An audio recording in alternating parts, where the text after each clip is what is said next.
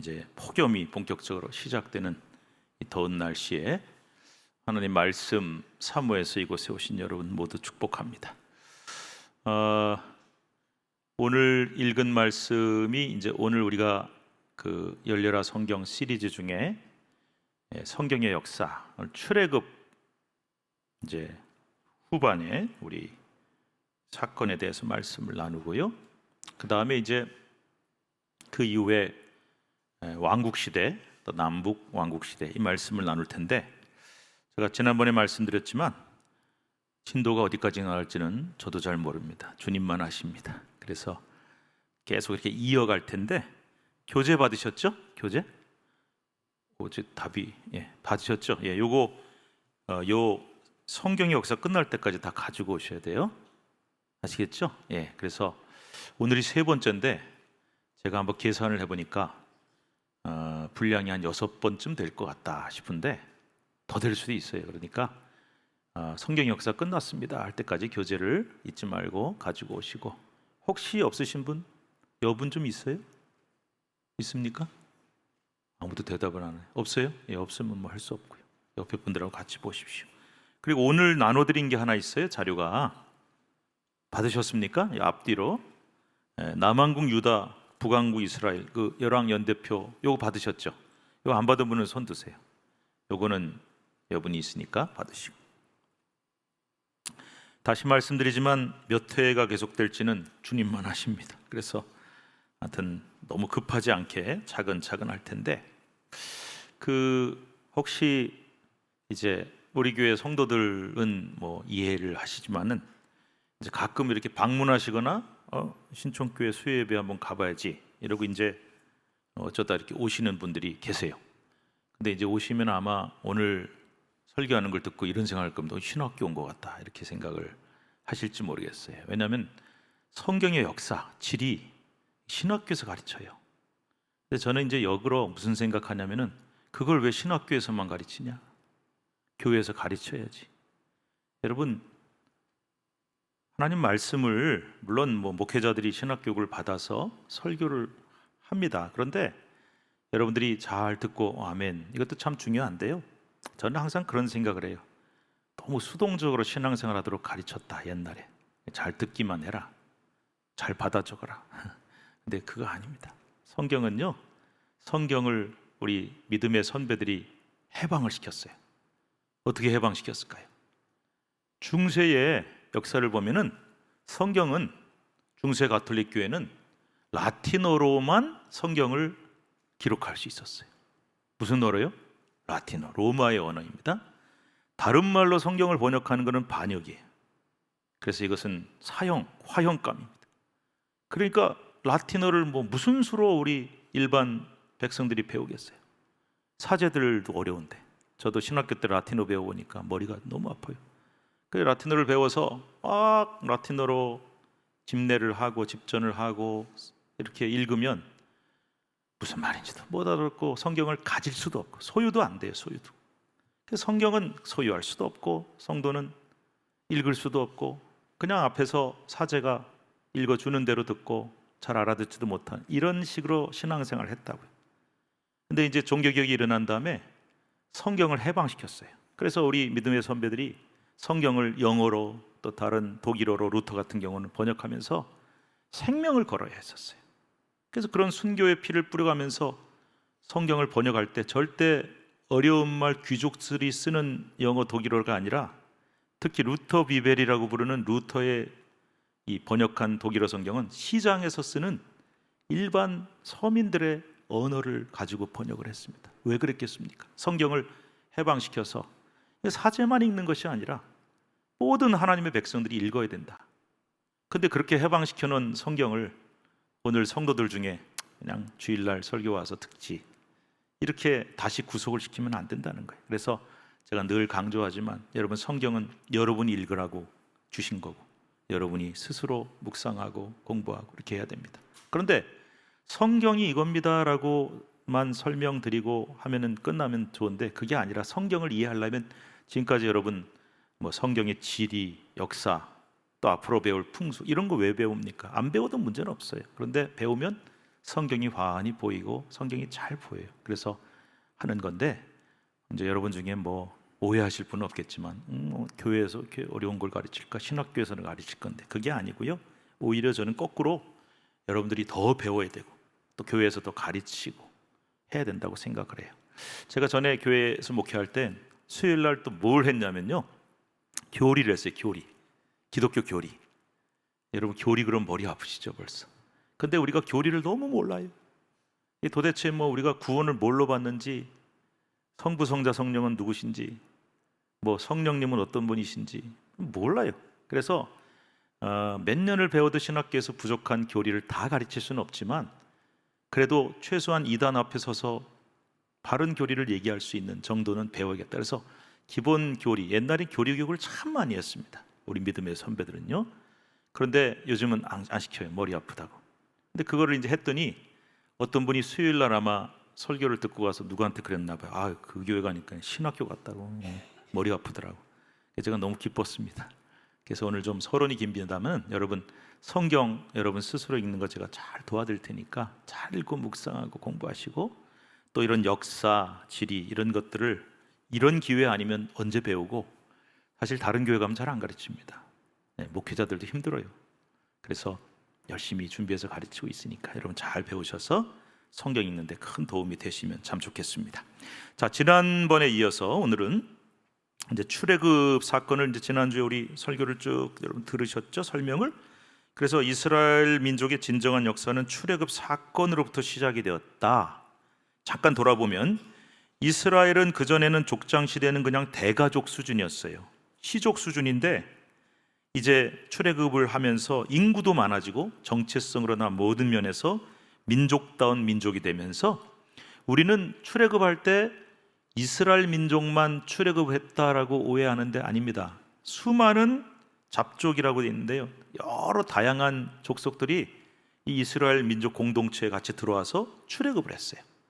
그때 혈통이 뭐 이스라엘 꼭 이스라엘 사람이냐 유대교 이걸 안 따져요. 난 여호와 하나님 믿습니다. 그러면 다 민족으로 받아들였어요. 그래서 힘이 많은 백성들이 출애굽을 하게 되었다. 그리고 지난 시간에 출애굽을 하게 될 때 요셉을 알지 못하는 바로가 등장하면서 바로 이런 그 표현들이 출애굽이 언제쯤 일어났겠구나. 근데 사실은 몇 년도에 일어났다, 몇 세기 일어났다 딱 부러지게 답이 안 나와요. 그래서 뭐 지난번에 뭐 15세기설, 13세기설 쭉 있었을 겁니다. 그런데 언제 됐든 간에 아마 이런 때였을 것입니다라고 추적은 되지만은 어쨌든 그 출애굽을 이렇게 어느 왕 시대에 했다는 말씀도 드렸고, 출애굽의 경로 역시 그렇게 쉽지 않다 그랬어요. 여러분 지도 보시면요, 제가 지난번에 성서지도 얘기했죠. 사신 분들도 계신 걸로 알고 있는데 거기 보면 출애굽의 경로가 있는데 그 경로는 추정이에요. 추정. 그래서 일로 갔을 것이다. 그래서 그 경로도 여러 가지가 있습니다만은 어쨌든 그런 추정을 통해서 아마 이렇게 갔을 거다. 근데 뭐 여러분 지난번에 얘기했는지 모르는데 시내산에 대해서도요, 지금 혹시 시내산 가보신 분, 시내산 가보신 분 손 들어보세요. 한 분, 두 분, 한 서너 분 계시는데, 이제 우리가 간 시내산은 이제 애굽에 이집트에 있는 시내산이잖아요. 근데 그 시내산이 진짜 시내산이냐, 뭐 요즘은 아니다, 뭐 사우디아라비아에 있다, 여러 가지 설들도 있어요. 전통적으로는 그것이 시내산으로 여겨지지만요, 어쨌든 성경에 나오는 이런 사건들이 오늘날에 그대로 지명이 여기다, 경로는 여기다, 뭐 몇 년이 일어났다 이런 게 딱 적혀 있으면 좋은데 그렇지 못하다 보니까 추정이 있지만 어느 쪽이 더 학자들에게 지지를 받고 더 유력한 것으로 여겨지느냐 하는 말씀을 드렸으니까 여러분은 참고로 하시면 될 것 같아요. 자, 그다음에 이제 오늘 이제 본격적으로 광야 생활로 들어가도록 하겠습니다. 여러분 가지고 계신 교재에 데모로 되어 있는 들어가면서 원시 시대, 족장 시대, 출애굽, 광야 생활, 여기까지밖에 못 왔네요. 오늘 세 주째인데, 자, 오늘 광야 생활에 대해서 말씀을 나눌 텐데, 이 광야 생활을 다루고 있는 성경 본문은 레위기, 민수기, 신명기입니다. 자, 제가 자꾸 뭐 중간에 여러 가지 얘기하는 거는 성경을 제가 리마인드 시켜드리는 거니까요. 자, 창세기, 족장 시대. 그래서 창세기는 1장부터 11장, 12장부터 50장으로 나눠진다 그랬어요. 1장부터 11장을 원역사라고 불러서 창조, 죄의 발생, 뭐 이런 것들, 홍수 이런 걸 다루고 있고요. 그다음에 12장부터 50장은 아브라함, 이삭, 야곱, 요셉 족장사라고 말씀을 드렸어요. 그다음에 이제 요셉 때 다 온 가족이 애굽으로 들어갔다. 그래서 이제 출애굽 보면은 거기서 살면서 많은 백성으로 커졌는데 이 여차저차한 과정으로 이제 출애굽을 하게 됐다. 이게 출애굽기예요. 그다음에 여러분 이제 출애굽을 해서 광야로 들어갔죠. 레위기가 시작이 된 거예요. 그다음에 민수기, 신명기 이제 이렇게 진행이 되는 겁니다. 이스라엘이 광야에서 40년 방황했다 그랬어요. 40년. 근데 여러분 왜 40년인지 아시죠? 뭐 40년이면 40년이지 왜 40년이 어디 있습니까? 왜가 있어요. 아까 그래서 읽은 우리 민수기 14장에 분명히 나와 있어요. 자, 가데스 바네아라는 곳에서 지파별로 한 명씩 12명을 정탐꾼을 뽑아서 보냈다고요. 근데 갔다 온 기간이 40일이었어요. 근데 갔다 왔는데 딱 10대 2로 나눠진 거죠. 2는 누구였어요? 처음 들으세요? 예, 그 2는 누구였을까요? 여호수아와 갈렙. 그리고 나머지 10명은 딴 사람들인데. 자, 요즘 시대에 만약에 했으면 어느 쪽을 따라야 돼요? 투표해서 다수결 10대 2죠. 근데 그때는 그게 아니에요. 10명은 두려워 떨면서 그들 앞에 우리는 메뚜기 같다. 거인들이다. 성읍은 너무 견고하다. 땅도 형편없다. 하나님의 뜻과 배치되는 그런 보고를 하고 두려워 떨면서 보고하고 빨리 다시 돌아가자. 애굽으로 가자. 막 모세를 죽이려고 원망합니다. 근데 2명 여호수아와 갈렙만 용감하게 무슨 소리냐? 하나님이 우리에게 그들을 주셨고 우리 밥이다. 네, 우리에게 먹이로 주셨다. 올라가자. 믿고 올라가자. 누가 하나님 뜻이에요? 여호수아와 갈렙. 그래서 하나님이 진노하셔. 오늘 여러분 아까 본문에 뭐라고 나왔냐? 저는 이 말이 참 너무 놀라운 게 너희 말이 내 귀에 들린 대로 내가 너에게 행하겠다. 28절에. 이 되게 무서운 말씀이죠. 막 원망하고 불평하고 하나님 원망하고 모세 원망한 말이 하나님께 다 들리고 그래? 너희들이 말한 그대로 내가 다 갚아줄게. 말 조심하세요. 그리고 특별히 하나님 다 들으십니다. 그래서 누구만 빼고 여호수아와 갈렙만 살아서 내가 너희에게 약속한 가나안 땅으로 들어갈 것이고 나머지 모든 성인들은 어른이 돼서 여기에 나온 사람들은 다 광야에서 시체가 될 것이다. 근데 몇 년을 방황하냐? 40일을 하루를 얼마로 쳐요? 1년으로 쳐서 40년. 하나님 정말 무서운 분이세요. 그렇죠? 그래서 40년을 기성세대 20살 이상은 다 죽고. 자, 그래서 다 죽었대요. 근데 사람들이 이제 막 그 유럽 사람들은요 좀 특징이 있어요. 굉장히 이성적이에요.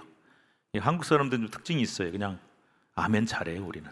그래서 우리가 이제 복 받는 거예요. 근데 유럽 사람들은 굉장히 철학적이고 이성적이고 합리적이니까 성경을 가지고 이성적 합리적으로 따져보니까 이건 말이 안 돼. 그래서 신학이 발달한 것도 유럽이지만 신학을 부정하거나 아니면 성경을 역사성을 의심하는 것도 유럽에서 나왔어요. 합리적 이성적으로 보니까 말이 안 돼요. 자, 그 중에 하나가 뭐냐? 여러분 그 광야가요. 이제 신화의 반도라고 이제 우리가 생각을 합시다. 제가 이제 이집트에 갔어요. 카이로에 가서 보고 뭐 룩소라는 데도 가서 보고 그 다음에 버스를 타고 이제 지나가는 거예요. 신화의 반도 지나가지고 쭉 시내산까지 갔어요. 그리고 이제 이스라엘까지 갔어요. 이거 몇 시간이면 가요? 버스 타면 한참 걸리지만은. 그래서 제가 생각한 거예요. 이게 몇 시간이면 갈 거리인가 왜 40년이야? 그것도 인구가 몇 명이에요? 장정만 60만. 장정 60만이면 대략 최소한 3, 4, 5를 곱해야 돼요. 그래서 최소로 보면은 한 200만, 한 250만, 뭐 6, 4, 24, 6, 5, 30, 300만으로 보는 사람도 있어요. 어쨌든 어마어마한 숫자인데 저는 그런 생각이 드는 거예요. 쭉 한 200만, 300만을 한 줄로만 세워도 거기까지는 못 가겠지만 가겠다 싶기도 하고. 그리고요 걸어서 아무리 헤매고 가도 몇 주면 가고 아무리 뭐 그렇다고 쳐도 한두 달이면 갈 거리예요. 그렇게 멀지 않아요. 그런데 이거를 40년을 헤맸다. 누가 그러더라고요. 40년 헤맨 게 기적이래요. 몇백만이. 광야에서 일어난 일이 기적이 아니라 40년을 헤맨 게 기적이래요. 그래서 과장됐다. 이렇게 막 반성경적 얘기를 해요. 근데 여러분, 성경은 60만이라고 얘기했고 40년이라고 했고 40년도 괜히 헤맨 게 아니죠. 아까 이유가 있었죠. 여러분, 그 죄에 대해서 하나님이 그렇게 벌을 내리셨기 때문에 얼마든지 기적이죠. 예. 몇백만이 40년 동안 돌고 또 헤맬 수 있어요. 그래서 이리 갔다 저리 갔다 돌면서 그렇게 헤매. 근데 여러분, 그건 하나님의 징벌이에요. 징계이기 때문에 가능한 일이에요. 그래서 이 사실성을 우리가 반드시 의심할 여지가 없습니다. 역사적인 사실이고 하나님의 역사를 우리가 성경 그대로 믿는 것도 믿음이죠. 자, 그래서 이제 40년을 헤맸어요. 그 다음에 여러분 아시는 것처럼 이제 요단강을 건너가죠. 어떻게 건너는지 다 아시죠? 예, 배 타고 건너지 않았죠? 건넌 다음에, 근데 그 과정이 이제 모세는 자기 할 일 다 끝났죠. 그래서 모세가 120세가 됐어요. 모세의 인생은 쉽습니다. 120세를 딱 40년씩 세 단계로 나눌 수 있다. 첫 40년은 애국 궁정에서 왕자로 그렇게 살았고, 40년은 미디안 광야에서 가장 낮은 양치는 목자로 살았고, 40년은 백성을 인도했는데, 이 모세는 가나안 땅에 들어갈 수가 없었죠. 그래서 제가 이제 성지순례 갔을 때 성지순례 꼭 가보시라고 얘기하는 이유가, 이제 요르단에 가요. 요르단이라는 나라가 있잖아요. 가면 이제 거기서 가는 데가 그 느보산이라는 데를 가봅니다. 느보산에 딱 가면요, 이 높은 장대에다가 뱀 모양을 딱 해놨어요. 구리뱀 딱, 모세 기념교회. 그러면서 이제 거기 올라가면요, 이렇게 그 이정표가 착착착착 나 있어요. 뭐냐면 여기는 예루살렘, 여기는 어디, 이게 뭐냐 그랬더니 모세가 거기 올라가서 하나님이 사방을 다 보라 그랬거든요. 보면서 다 이걸 다 봤을 거다. 그런데 안타깝게도 모세는 들어갈 수가 없었죠.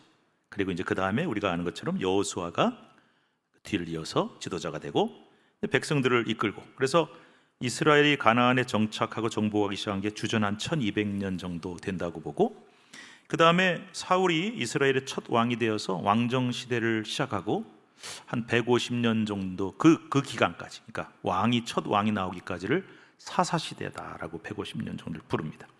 근데 여러분, 그 사이에 조금 생략이 됐지만 다 아시죠? 요단강 건넜어요.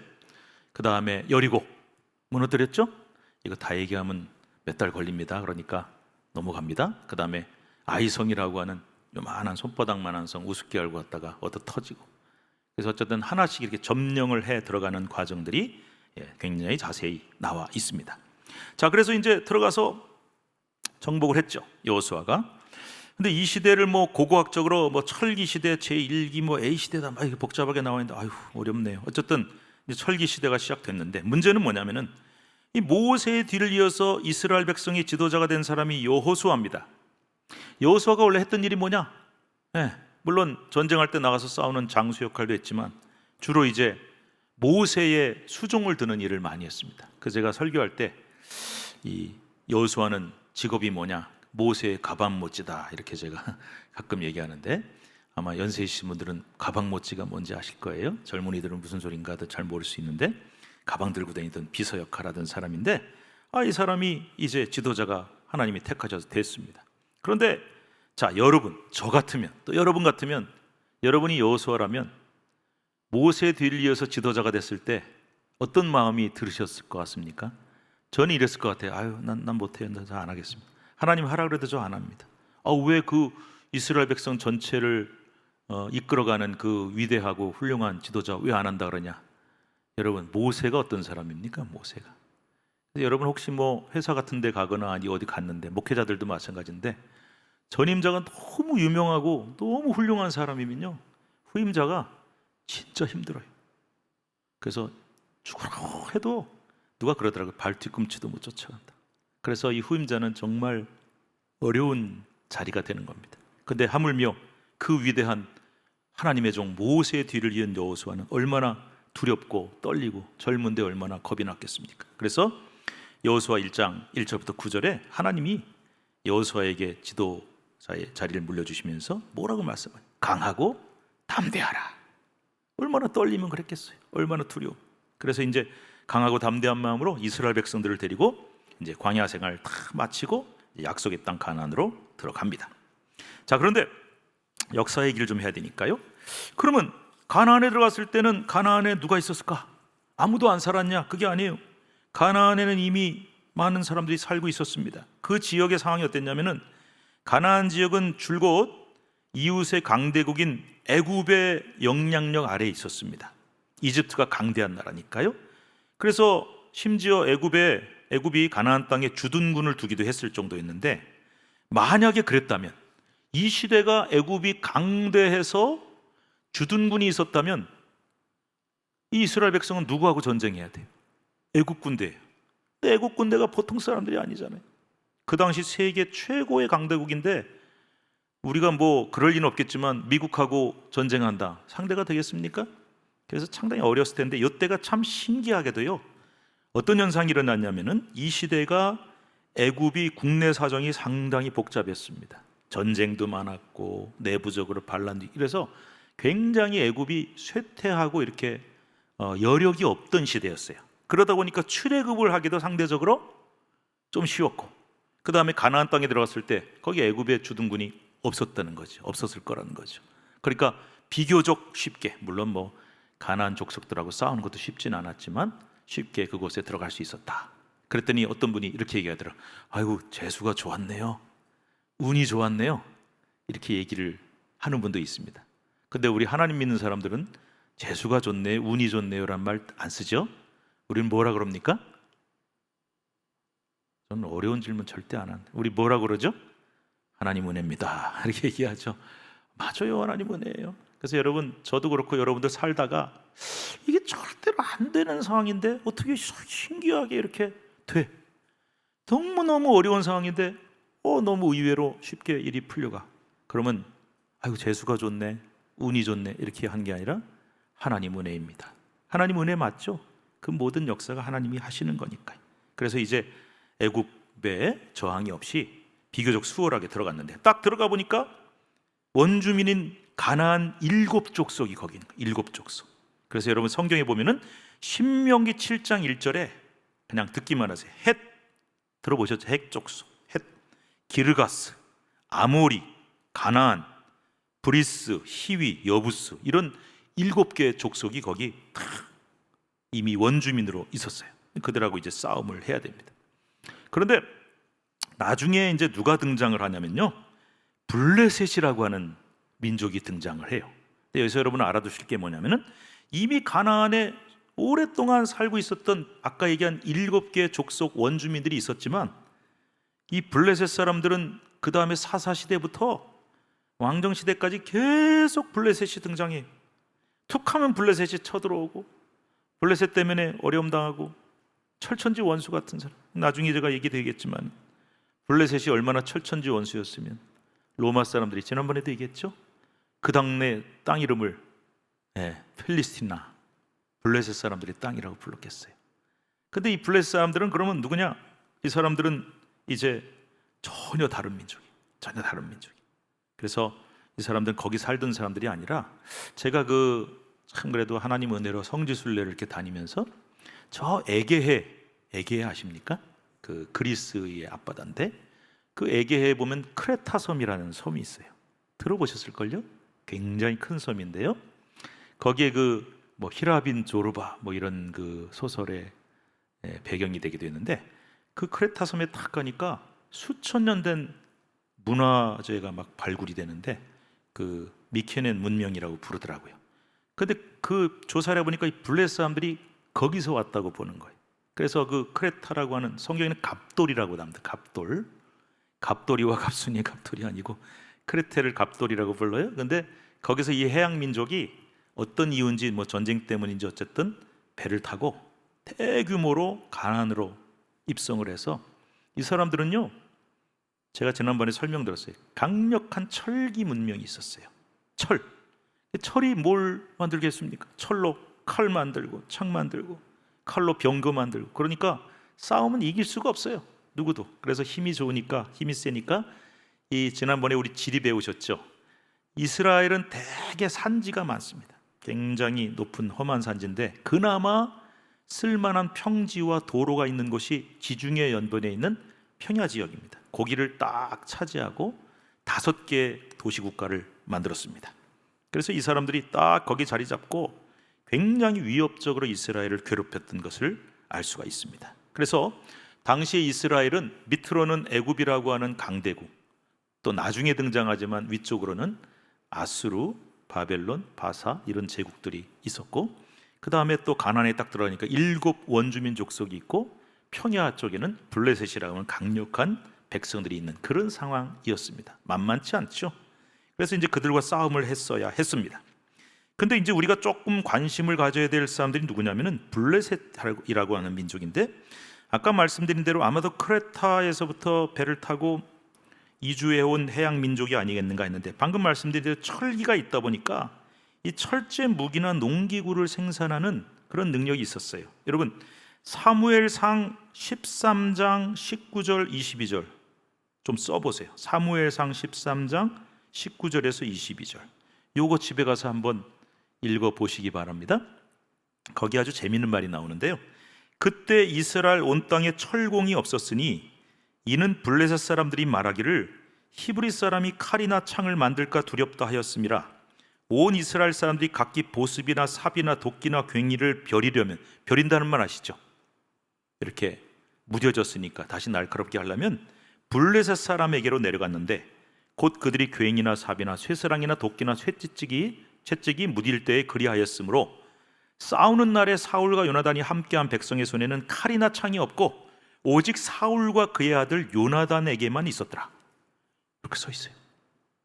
본문 받아 적으셨죠? 목사가 얘기하니까 진짠가 보다. 그리고 넘어가지 마시고 집에 가서 꼭 읽어보세요. 이게 무슨 얘기냐면은 철을 생산하는 기술도, 철을 이렇게 나를 날카롭게 하는 벼리는 기술도 이스라엘 백성에게 없었어요. 왜 없었냐? 그거 전수해주면 이것들이 덤벼들까 봐 절대로 블레셋 사람들이 안 가르쳐줬어요. 혹시 여러분, 혹시 옛날 학교 다닐 때 목화를 우리나라에 처음 가지고 들어온 사람 누군지 배우셨어요? 갑자기 물어봐서 기억이 나세요? 문익점 공부 잘하셨나 봐요, 권사님. 근데 뭐 우리 교과서에 그런 거 나왔지 않았습니까? 뭐 중국에 가서 그 가골, 이거 가져가면 겨울에 우리 민족이 따뜻하게 살겠다, 되게 멋있게 이렇게 써 있어요. 그래서 갖고 올라오니까 중국 사람들이 절대로 못 가져가요. 이거는 정말 중요한 기밀, 상업 기밀이니까. 그래서 뭐 어떻게 했다고요? 뭐 부뚜껑 속에다가 뭐 숨겨왔대나? 그러니까 저는 그 장면이 생각나는 게 뭐냐면은, 그 블레셋 사람들이 이런 어떤 철을 생산하고 철을 이렇게 가공하는 기술을 가르쳐주면 이스라엘 백성들이 덤빌까봐 절대 안 가르쳐 주니까 괭이 같은 거 하다가 날이 무뎌졌네 그러면 어디 가야 돼요? 블레셋 사람들한테 가야 이제 그 사람들이 그걸 벼려주는 이런 상황이 되다 보니까 무기가 있을 수 없잖아요. 그래서 사울과 요나단 부자가 딱 이제 왕하고 왕자가 앞에서 서고 군인들이 쫙 따라오는데, 철로 된 칼과 창은 오직 2명밖에 못 갖고 있는 거예요. 누구야? 사울하고 요나단밖에 없어요. 나머지는 다 뭐였냐? 학자들이 얘기합니다. 뭐 돌도끼였을까, 아니면 나무로 만든 창이었을까? 아마도 청동기를 많이 썼을 거라고 봐요. 신기하지 않습니까? 근데 여러분, 혹시, 저는 박물관 참 좋아해서 박물관 자주 가는데, 청동기는 그때로 쓰는 획기적인 물건이었지만 철과 청동기를 탁 치면은 청동기는 그냥 두둥강이 납니다. 비교가 안 돼요, 강도가. 그러니까 이 싸움은 해보나 마나요. 절대로 못 이겨요. 그런 장면이 성경에 나올 때 여러분들이 뭔 얘긴가 하고 그냥 넘어가지 마시고, 이런 상황이었구나. 그래서 이제 블레셋 사람들이 5개의 도시국가를 만듭니다. 도시국가란 말은 5개의 도시가 각자 국가예요. 그래서 독립된 국가로서 성경에 많이 나오거든요. 구약에 아스돗 들어보셨죠?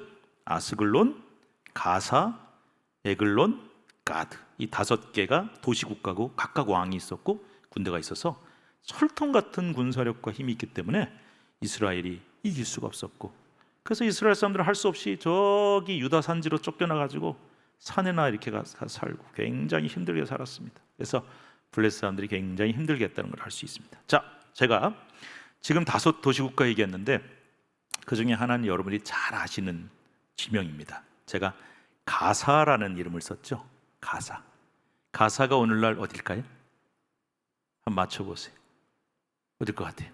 뉴스에 매일 나오는데 가자지구 나오죠. 가자지구. 여러분 중에 가자가 어딜 가? 그런 분들은 뉴스 좀 보세요. 뉴스. 너무 기도만 많이 하지 마시고 뉴스도 좀 보세요. 그러면 요즘 이제 왜 이스라엘이 팔레스타인하고 막 할 때 가자 지구에 얘기하죠. 그게 가자가 가사예요. 이 블레 사람들이 살던 그 지역에 지금 팔레스타인 사람들이 살면, 물론 이 팔레스타인 주민들은 지난번에 말씀드렸지만 블레셋 민족하고는 전혀 상관이 없습니다. 나중에 정착한 사람들인데, 나중에 여러분 이스라엘 현대사까지 가거든요. 여러분 교재 보시면은 왜 현대사를 또 말씀을 드려야 되냐면, 도대체 왜 이스라엘이 거기 가서 나라를 만들었는지, 그리고 왜 중동하고 전쟁을 그렇게 여러 번 했는지, 그리고 왜 팔레스타인 사람들하고는 철천지 원수인지, 그리고 왜 지금 전쟁한, 이건 알아야 될 거 아니에요. 그래서 그거는 이제 현대사에 말씀드리겠지만, 바로 그때부터 역사가 있었던 도시가 이 가자 지구입니다. 자, 그리고 이제 출애굽을 해서 이제 가나안으로 들어갑니다. 자, 여러분, 가나안 정복을 다루고 있는 성경은 여호수아서입니다. 근데 여러분 여호수아서를 읽어보시면 어떤 느낌이 딱 드냐면, 여호수아의 영도 아래 이스라엘 백성들이 왁 하고 쳐들어가서 가나안을 샥 그냥 단시간에 한꺼번에 다 점령을 일시적으로 해버렸구나, 이렇게 느껴지시거든요, 여호수아서를 읽으면은. 그런데 성경을 잘 읽다 보면, 사사기를 읽다 보면 이게 좀 이상해요. 사사기에 보면요, 여러분 가끔 그 동네 원주민들이 막 쳐들어와요. 그리고 남아있는 사람들 얘기가 그때 분명히 여호수아 때 다 점령하고 하나님이 다 죽이라 그랬는데, 다 죽였는데, 다 멸망시켰는데 어디 갔어? 그래서 여러분 사사를 읽어보면은 아직도 점령되지 않은 가나안 민족도 꽤 많이 나오고, 오히려 이스라엘 백성들은 꼭 산간 지역에서 꼼짝 못하고 눌려 사는 것처럼 그렇게 기록이 돼 있어요. 그래서 이제 학자들이 이렇게 얘기합니다. 대규모 군사작전을, 아까 얘기했죠, 장정만 60만이니까 물론 뭐 전쟁 훈련을 못 받은 사람들이긴 하지만은 막 쳐들어가서 가나안의 대부분 지역은 점령을 했어요. 그리고 각 지파별 땅을 분배를 했어요. 그런데 여전히 정복되지 않은 가나안 민족도 있었고 영토도 있었고, 그리고 나중에 여러분 여부스 족속 같은 경우는 자기네들이 수를 써서 멸망시키지 못하고, 이런 것들을 볼 때 꽤 많은 가나안 백성들과 잔당들이 그리고 지역에 남아 있었습니다. 이건 하나님의 뜻과 다릅니다. 하나님은 다 멸망시키고 그들이 섬겼던 우상의 영향력을 이스라엘이 받을 것을 염려하셔서 다 멸망시키라고 잔인한 명령까지 내리셨는데, 이스라엘 백성들이 순종을 안 하고 뭐 종으로 삼자, 아니면 뭐 잘 지내자, 이런 식으로 해서 꽤 많이 남겨놨고, 결국은 그 남겨놓은 잔당들 때문에 하나님이 염려하신 것처럼 이스라엘 백성들에게 가나안에서 섬기던 우상이 들어오기 시작했어요. 꽤 그래서 영향을 끼쳤습니다. 자, 요즘에 새벽 기도 때, 새벽 예배 때 우리 열왕기하 말씀 읽고 있죠? 제가 무슨 설교를 하면서 이런 얘기했어요. 어제하고 오늘 무슨 얘기했냐면 혼합주의.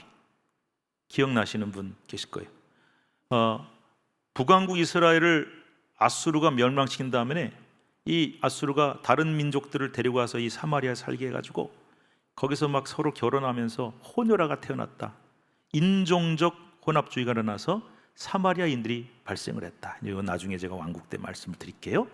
그 다음에 종교적으로 혼합주의가 생겨서 거기에 와서 살게 한 각 나라 민족들이 각자 자기네 우상 만들어 놓고 우상 섬기고 하는데, 또 이스라엘 백성은 또 하나님 성, 그래서 제가 오늘 아침 무슨 얘기했습니까? 여호와도 섬겼더라. 여호와도 섬겼더라. 이게 무슨 말입니까? 하나님도 섬기고 다른 신도 섬기고. 그래서 저는 옛날에 그런 분도 봤어요. 그 교회 다니는 분인데, 교회 잘 나오는데 이렇게 집안에 중요한 일 있을 때는 꼭 어딜 가시더라고요. 어딜 갔을까요, 그분이? 저는 어려운 질문 하지 않습니다. 그분이 기도원에 갔으면 얼마나 좋았겠습니까? 어디를 갔을까요? 점치러 가시더라고요. 점집에. 그래서 이제 그런 거 보면서 참 마음이 그랬었는데, 마찬가지로 이때도 하나님도 섬기지만 농사를 지으니까 이 풍년이 해야 돼. 그래서 가나안 신도 같이 혼합주의로 섬기면서 그 중에 풍년을 관장하는 신이 바알신입니다. 수많은 신 중에 바알신이 제일 인기가 좋은데, 바알을 섬기고 아세라를 섬기고 이러면서 아주 이런 혼합주의와 우상숭배가 일어나고, 이로 말미암아 하나님이 진노하시는 결과가 되었습니다. 자, 거기까지 말씀을 드리고요. 그래서 꽤 오랜 세월이 지나면서 이제 비로소 가나안 전역을 다 점령을 하고 이제 왕정 시대가 열리게 된 것이죠. 자, 사사 시대로 넘어갑니다. 10분 정도 시간이 있네요. 자, 사사기와 룻기를 말씀을 잠깐 드릴 텐데요. 오늘 뭐 하다 보니까 이 왕정 시대는 다루지를 못하겠는데, 자, 다음 주 오실 때 가지고 오실 거, 요 교재 몇 주 전에 나눠드린 교재 갖고 오세요. 그리고 오늘 나눠드린 열학년 대표 요 갖고 오십시오. 다음 주에 잊어버리지 마시고 요 다음 주에 아마 공부를 할 것 같습니다. 자, 사사기는 거기 써 있어요. 히스토리라고 써 있고 룻은 스토리라고 써 있습니다. 왜 구분하냐면은 사사기의 역사는 사사기의 히스토리로 써 있는데 룻기의 배경은 사사시대라고 봅니다. 여러분 혹시 그동안에 룻, 그 효부, 해피엔딩 그렇게 생각하셨는데 혹시 룻기가 어느 시대였을까에 대해서는 혹시 궁금하지 않으셨을 수도 있는데 사사시대입니다. 사사시대. 그래서 그때 있었던 스토리를 말씀을 드립니다. 자, 사사시대는 간단하게 말씀드립니다. 족장시대로부터 가나안을 점령해서 첫 왕인 사울 왕이 나오면서 왕정 시대가 시작되는 그 중간 시대를 한 150년 정도 되는데 이거를 사사 시대라고 부릅니다. 12명의 사사가 등장을 합니다. 자, 사사 시대와 왕정 시대의 차이를 잠깐 말씀을 드리면은, 자, 왕정 시대 첫 번째 왕이 사울이죠. 두 번째 왕이 다윗이고, 근데 왕정 시대라는 말은 무슨 말이냐면요, 나라 전체가 지도자가 딱 한 명 있는 거예요. 왕. 그리고 그 밑에 우리가 소위 정치적인 용어로 중앙 집권제라 그러죠. 중앙에서 다 해요. 재판도 중앙에서 하고 모든, 지금 뭐 우리나라도 마찬가지지만은, 그런데 사사 시대는 뭐냐면은 오늘날로 치면 지방 분권 시대예요. 그런데 지방 분권이라는 게 지금은 뭐 무슨 경상도도 있고 전라도, 충청도 있잖아요. 그리고 도시가 있고 시장이 있고 도지사가 있고. 그런데 이게 오늘날과 다른 게 중앙 집권이 없었어요. 그러니까 전부 각자 지파별로 각자 알아서 살아가는 거예요. 각자 알아서. 그래서 유다 지파 각자 알아서 농사 짓고 살고, 베냐민 지파 따로 살고, 무슨 지파 따로 살고. 이러니까 여러분 오합지졸이잖아요. 그래서 누가 쳐들어오면 힘을 쓰질 못해요. 그리고 무슨 군사력을 가지고, 중앙 집권 시대에 왕이 있다는 것은 또 무슨 뜻이냐면요, 왕이 세금을 걷죠. 세금을 걷어요. 그래서 그걸 가지고 왕궁도 짓고 성전도 짓고, 그 다음에 뭘 하냐, 군사력을 키워서 군대를 갖는 거예요. 이걸 정규군이라고 합니다. 우리 남성들은 무슨 말인지 아시죠? 여자분들도 아시죠? 정규군. 그래서 월급 주고 군사를 항상 유지하는 거예요. 대한민국 뭐 60만. 제가 어제 군목 한 분을 만났더니 50만이 안 된답니다. 지금 우리나라 병력이. 왜 줄까요? 애를 안 낳아요. 그래서 아마 좀 있으면 더 줄어들 거라고. 그래서 군대가 이제 점점 줄어들고 있는데, 어쨌든 60만이든 50만이든 딱 그 병력을 유지하고 월급 주고 군대 무기 사서 딱 유지하는 이 정규군, 상비군이라고도 하는데 이게 있는 거예요, 이게.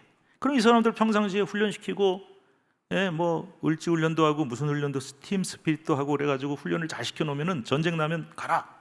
그럼 되는데, 아까 말씀드린 대로 완전 지방별로 지파별로 따로 있으니까 군대도 없어요. 다 농사 짓고 있다가 야, 적군 쳐들어왔다 그러면은 이제 괭이질하고 호미질 하다가 그거 다 내려놓고, 또 무기도 없네. 그럼 할 수 없었다. 괭이 하나 들고 곡괭이 하나 들고 이제 나가는 거예요. 이러니까 오합지졸이고, 싸우면 싸울 때마다 계속 지고 터지는 거죠. 그리고 지도자도 없어요. 그때 그 지도자 역할을 했던 사람들이 바로 사사입니다. 사사기에는 12명의 사사가 나옵니다. 왕정시대가 시작되기 전에 무정부 시대 혹은 뭐 지방자치시대, 그때 하나님의 백성의 삶이 기록되어 있는 것이 사사기인데요, 이 사사기는 신명기적 역사서라고 보통 부릅니다. 어려운 말이지만 제가 쉽게 설명을 드릴게요. 자, 사사기 보시면요, 사사기를 읽어보시면 사이클이 하나 등장합니다. 여기서 말하는 사이클은 자전거 사이클이 아니고요, 이렇게 순환되는 겁니다. 순환. 우리 2호선 전철 뺑뺑 도는 것처럼 순환이 됩니다. 어떻게 순환이 되냐? 자, 제 말을 듣고 그 다음에 성경을, 사사기를 한번 꼭 읽어보시기 바랍니다. 진짜인지 아닌지. 사이클이 있어요. 처음에 범죄와 불순종이 나옵니다. 그래서 이스라엘 백성이 하나님 앞에 제일 싫어하시는 게 뭐죠? 우상숭배, 범죄, 그리고 막 혼합주의, 막 바알 신성, 이러니까 범죄를 저질렀어요. 두 번째 사이클이 뭐냐? 하나님이 어떻게 하실까요? 하나님이 징벌을 하십니다. 징벌. 그래서 한 대 때리시는 거죠. 하나님의 백성이 하나님 뜻대로 못 사니까. 그런데 징벌의 도구가 뭐냐? 다른 민족이에요. 다른 민족. 그래서 사사기에 보면은 여러 그때마다 민족이 달라요. 가나안 민족도 있고 주변의 국가도 있고. 그래서 그런 다른 나라. 나중엔 여러분 북왕국 이스라엘을 징계하기 위해서 아수르라고 하는 민족을 쓰셨고, 남왕국 유다를 징벌하기 위해서 바벨론을 쓰신 것처럼 하나님이 다른 민족들을 징벌의 도구로 쓰셔서 때립니다. 그러면은 이스라엘 백성들은요, 하나님 앞에 회개합니다. 다 회개하고 부르짖으면서 하나님 살려주세요, 잘못했습니다, 싹싹 빌어요. 그럼 하나님이 또 마음이 약하신가 봐요. 그래, 그리고는 사사를, 하나님의 영, 하나님의 신을, 성령을 부어주셔서, 이 사사들은 평상시에 뭐 하는 사람이야? 두 가지래요. 자기 생업이 있어요. 농사를 짓든지 소를 몰든지 뭘 하든지 자기 일 하다가, 또 한 가지는 뭐냐면은 그 성읍에 이제 다 지방자치니까 무슨 사건이 일어나면은 재판관 역할을 합니다. 그래서 옛날에 우리 왜 할아버지한테 제가 들은 얘기가요, 옛날 시골에 예를 들어서 무슨 어떤 마을에 어떤 사건이 있었어요. 뭐 옆집에 뭐 아무개가, 길동이가 누굴 때렸어요.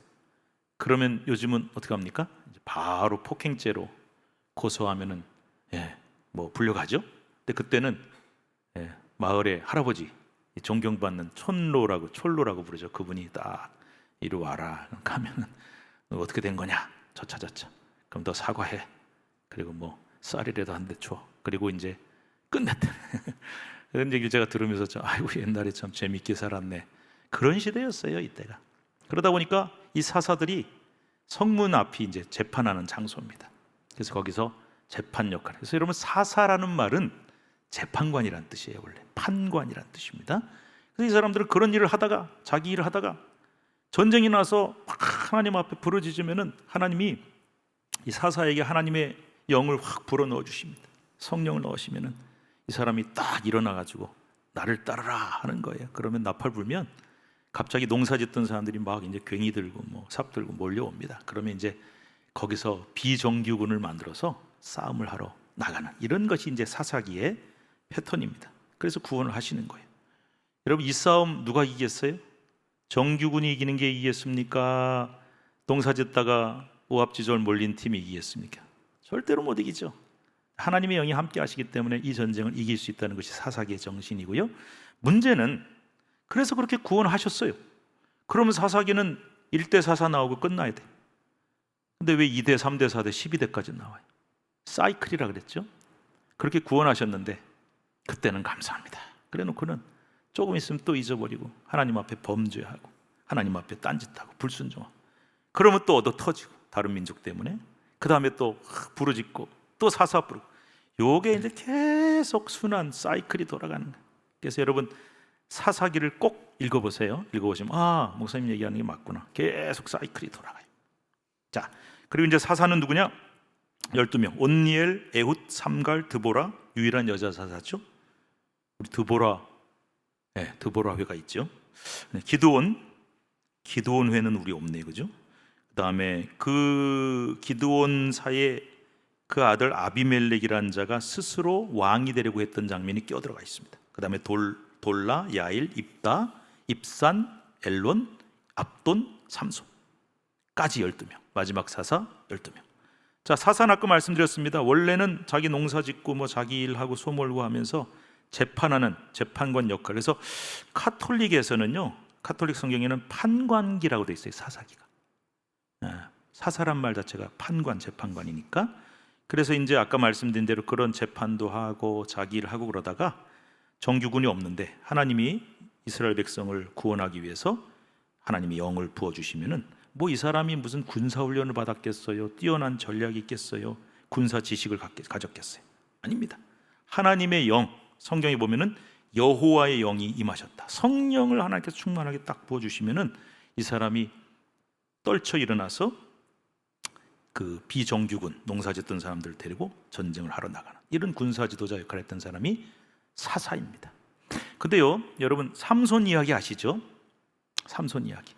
삼손이 사사였어요. 근데 여러분 볼 때 삼손이 제대로 된 사사 같습니까? 심각한 문제가 많은 사사 같습니까?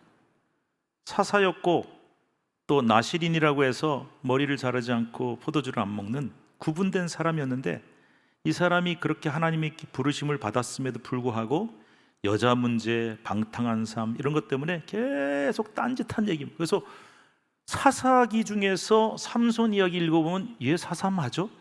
이런 생각이 들 정도로 심각하게 딴짓하고 방탕하게 산 사람이었어요. 그런데 괴력이 있습니다. 하나님의 영이 딱 임하는 순간에 낙이 턱뼈 들고 막 때려 죽이고 굉장한 괴력이 있어요. 근데 결국은 나중에 어떻게 됩니까? 드릴라의 꾀임에 빠져서 눈이 멀게 되죠. 그리고 마지막에 하나님의 영이 임하셔서 마지막 힘을 써가지고 다곤신의 신전을 무너뜨린. 그러니까 하나님의 영이 임할 때 강력한 힘을 발휘하고 이스라엘 백성을 끌고 갈 수 있는 힘이 있지만, 하나님의 영이 함께하지 않으시면 인간적으로 그런 방황과 방탕을 했던 사람인 것도 우리가 알 수 있습니다. 삼손과 데릴라라고 하는 영화를 제가 옛날에 봤었거든요. 근데 영어로 딱 제목 보니까 삼손은 영어 이름이 뭔지 아세요? 영어로 읽을 때 삼손, 샘슨이라고 나와요. 샘슨이라는 미국 사람 많죠. 그래서 샘슨. 근데 나중에 보니까 샘소나이트라고 하는 가방 있잖아요. 그 샘소나이트를 만든 사람이 성경 읽다가 이건 실화예요. 제가 하는 얘기가 아니라 좀 튼튼하고 안 부서지는 가방을 좀 캐리어 같은 거 만들면 좋겠는데, 그래서 삼손과 같은 힘을 가진, 그래서 샘소나이트라고 하는 이름을 지었다 그래요. 반면에 이 데릴라라고 하는 사람은요, 영어 이름은 딜라일라입니다. 딜라일라. 근데 우리 옛날에 그 팝송도 딜라이라라는 팝송이 있었는데 그런 식으로 이름이 이제 쓰여지는 것도 우리가 볼 수 있고. 근데 이 딜라일라라고 하는 이름은요, 사실은 좀 방탕한 여인 이런 의미가 많기 때문에 그렇게 자주 쓰는 이름은 아닙니다. 자, 어쨌든 거기까지 맺고요. 룻기까지 하고 마치겠습니다. 룻기는 간단하게 말씀드릴게요. 사사 시대를 배경으로 한 스토리입니다. 1장 1절에 룻기 1장 1절에 사사들이 치리하던 때 이렇게 돼 있어. 사사 시대에 일어난 일이구나. 자, 사사 시대는 특징이 뭐라 그랬어요? 왕이 없어요. 중앙 정부가 없어요. 세금도 없어요. 각자 지파별로 알아서 살던 시대예요. 그런데 이게 문제가 뭐냐면요, 전쟁이 일어나도 문제지만은 큰 기근이 들거나 농사가 망치면 꼼짝없이 그 지역 사람들은 다 굶어 죽습니다. 그래서 어쩔 수 없이 룻기의 배경은 룻의 시아버지 이름이, 나오미 남편 이름이 엘리멜렉이죠? 맞습니까? 예, 이 사람이 이 베들레헴에 살다가 큰 기근이 들었어요. 그냥 있으면 굶어 죽는 거예요. 그래서 할 수 없이 가족들을 데리고 모압이라고 하는 이방 땅으로 이민을 갑니다. 있을 수 없는 일이. 이스라엘 백성이 이방 땅으로 이민 가는 것도 있을 수 없고, 동네를 떠나서 가는 것도 있을 수 없어요. 그러나 굶어 죽을 수 없어서 할 수 없이 갔다가 그곳에서 아버지도 죽고 두 아들도 죽고 결국 과부가 된 나오미와 두 과부 며느리가 돌아오는 이런 장면으로 이루어지고 있는데, 이 룻기의 목적, 여기까지만 할게요. 자, 목적 그랬더니 누가 왜 룻기가 쓰여져 있을까요? 룻기의 가장 중요한 메시지가 뭘까 했더니 러브 스토리입니다. 이렇게 대답하는 분이 계셨어요. 룻과 보아스의 러브 스토리. 맞아요. 좋습니다. 그리고 어떤 분들은 또 시어머니들이 이 말을 참 좋아하시는데 효부 스토리입니다. 그래서 자고로 며느리는 룻과 같은 며느리가 되어야 됩니다. 그렇게 따지면 며느리든 별로 안 좋아할 수도 있어요. 그런데 여러분, 룻기의 내용은 물론 러브 스토리도 있고 효부 스토리도 있습니다만은 그게 목적이 아니에요. 룻기의 마지막 4장에 보면은 룻이 보아스와 결국 우여곡절 끝에 결혼을 했어요. 그래서 아들을 낳습니다. 그 이름이 오벳입니다. 오베드이라는 히브리어인데요, 그 뜻은 뭐냐면 섬기는 자, 봉양하는 자라는 뜻이 있어요. 왜 그렇게 이름을 지었냐면 나오미가 너무 많은 고통과 아픔을 겪으면서도 결국 믿음으로 승리해서 그 나오미가 아들을 얻었다. 여인들이 그렇게 손자인데 왜 아들이라 그러지?